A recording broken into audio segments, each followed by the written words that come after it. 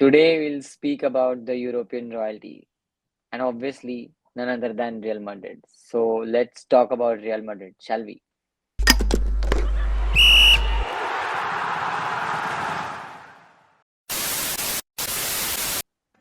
Current thing which is happening with Real Madrid is obviously injuries. Their season is ravaged by the injuries. And we all have seen how many players are getting injured, not only for Real Madrid, but the overall in the overall footballing world. So to give you context for Real Madrid, they have so many injuries to their current squad. The list goes like this. Militao has been injured thrice in the season. Lucas Vazquez is sidelined for a long-term injury. Bellingham was injured. Camavinga was injured. Chouameni has been injured twice. Ferland Mondi has been injured. Dani Ceballos was injured. Juan Martinez injured. Alaba long-term injury. Ramon has been injured twice. Vini Jr. was injured. Rodrigo has been injured twice and he is again sidelined for a very long period of time. Carvajal has been injured and he has been sidelined for a long period of time. Brahim Diaz was injured. Courtois has been injured twice, again for a long period of time. Mbappe was injured and Vallejo was injured. So this is their current tally of the injury list. And if you see the bigger picture, Real Madrid have suffered 9 ACL injuries in their last 15 months. And it is genuinely a concerning thing because a squad like Real Madrid, a club like Real Madrid, should have a Man City like depth. Yeah. After all, they are the biggest and 100% I can say biggest club in the world in terms of popularity, in terms of fans and everything. So this is a concerning thing for Real Madrid for the current season, and I think if they don't invest in January, there will be a long season ahead of them. So, yeah, for sure, like Madrid squad, I think squad size is there, but I think it is very front loaded, front heavy, because they have a lot of wingers, a lot of midfielders and attacking midfielders, not enough strikers, surprisingly. But their backline has been a constant pain for them because the backline over the last 5 6 years has been getting thinner and thinner and weaker. And I would say that it started off when Sergio Ramos left, and since he left, they haven't been able to build like a stable back four, for multiple reasons, due to injuries and mainly due to injuries, but also because people like Nacho, who had been there at the club for a very long time, he left. Uh, and essentially right now it's at a point where January, May, they are pretty much forced to go to the transfer market and get someone. And I think they are linked with a few names. I think Aymeric Laporte is one that they are linked with. Jonathan Tah is there. There is this 18-year-old Ajax defender who can play as a left back or a center back. I think his name is what? Hato? Yeah, so Hato and Castello Lucaba is another player from RB Leipzig that they've been linked with. And obviously, there are other players that they are looking at for the longer term. But at least in the January window, when the opportunities are limited, these are the names they have been linked with. And I think it's just like they have to go and sign, otherwise, it could be a costly season for them. Correct. I agree with you. And just to uh, speak on one point, I think they made a mistake in the summer window uh, and not signing alternative to Euro. You know, there were multiple reports that they are relaxed about Euro situation. They know Yeah. it's their first choice, Euro or nothing. Euro will only choose Real Madrid. He wants to play with Real Madrid. He has his heart set on Real Madrid, etc., etc. And when Euro to United happened, we all were happy and we all like as a United fan, we all were surprised that we have beaten Real Madrid, and they never went on the another defender. They were confident about their current backline, but unfortunately, the fixture congestion is so much that players are gonna get injured down the line, and this will happen with every club. So I think their arrogant attitude has cost them a little, I feel. Yeah, and I think not just Euro, in my opinion, I would say that them not finding the right replacement for Tony Cruz has been a costly thing for them, because even though they have fantastic midfielders, some of the most highest potential midfielders in the world, you have Camavinga, you have Chumeni, Valverde, these are all great players. Obviously, Jude Bellingham is in there, but none of them have that sort of Scholes like quality or Cruz like quality of controlling games. And I remember some 7 8 years back, there was a quote from some Real Madrid player, I don't even remember who, but he had said that Real Madrid play how Cruz wants to play. So Yeah, if Cruz wants to play fast, Real Madrid play fast, and if Cruz wants to play slow, so that level of control they have been missing, because Jude Bellingham is a great player, very graceful, but he's more in the mold of a box crasher.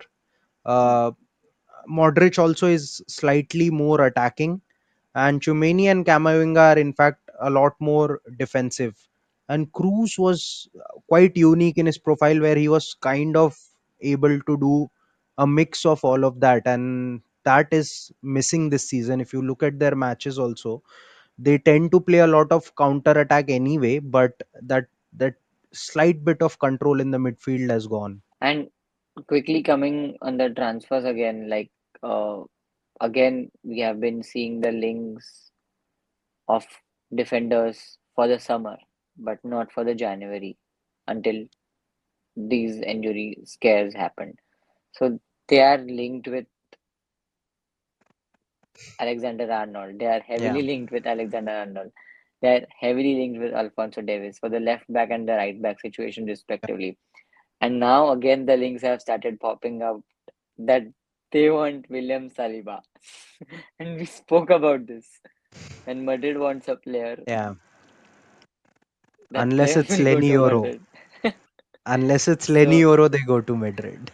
yeah. So, I think summer May it will be a genuinely crazy situation for the center back target for Real Madrid. For If sure. Arsenal doesn't win anything, let's say this Yeah, season, yeah, for William sure. Saliba, adios amigo. But to be honest, despite all the injuries and whatever troubles they are having in getting results, they are not very far behind in the La Liga, because I think Barcelona obviously is top of the league with Hansi Flick doing really well for them. But they are at I think 6 points behind Barcelona after 13 games played. So it is not an insurmountable lead, especially for a club like Madrid, which can very randomly and very quickly turn around results. So, and we saw this weekend as well how Vinicius Junior, when he's on fire, pretty much no one Yeah, can stop him. So it's not like it's a lost cause for them in La Liga. And in the Champions League, I think they are sitting at 18th position, just below Bayern Munich. They are above AC Milan. So that works out for them, because even though they are not in the top eight, they are still in the playoff spots, which means that they'll have to play one knockout game extra uh, than the top eight, obviously. But I mean, Madrid in the Champions League, everybody has seen it. Even if they are absolutely shit throughout the season, they'll just yeah, come in the Champions League and do wonders. So yeah, even though their position in both Champions League and La Liga is something that they can recover, they have some tricky games coming up over the next 8 or 10. They have to face Liverpool, they have to face Getafe, they will play the Club World Cup in the middle of that. They have Atlanta, Sevilla. I think they are facing Bilbao as well. So all these are yeah. tricky games, not very easy games to do. So let's see how it goes. Kylian Mbappe. we have to talk about him because if we don't talk about Kylian Mbappe, the murdered episode will be incomplete. So many people have been questioning lately that Mbappe signing was unnecessary. Why was he signed, etc., etc. I feel Mbappe signing was necessary for Perez in terms of commercial revenue, marketing in those areas. With new stadium coming handy, they wanted someone, a global superstar, for the face of their new project, and they had to sign him. They were lacking attacking depth, and he waited 1 year for Madrid. So the transfer could have gone anywhere else also if you look at the last year's whole controversial thing with Mbappe. But this year it has happened, and I feel they were right to sign Mbappe, and he will come good. That's a bold, bold call, right? Yeah. Because I think so far what has happened, and let's be also honest that it has only been 4 months, right? It is not even been half a season since Mbappe has joined. Hmm.